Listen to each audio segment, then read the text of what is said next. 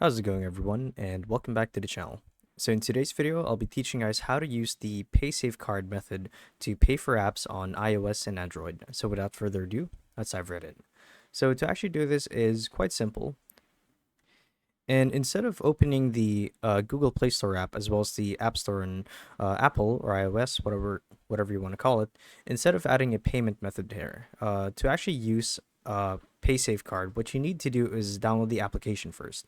So it's not actually a payment method or a gateway that you add to your corresponding accounts.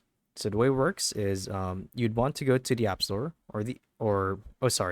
the App Store or the Google Play Store, and you would want to download the app, right? So you can do so by looking it up or simply scanning this QR code right here. So once you guys download the app, what you would need to do is, let's say that you want to buy an application on the Google Play Store. Let's say that it's paid, right?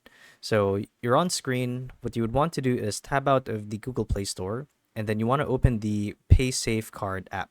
And inside the app, you want to select the Scan to Pay option, and this would bring you back to your Google Play Store screen, and it will do a scan of the application that you want to buy, right? So usually there's a QR code involved, such as it says so here.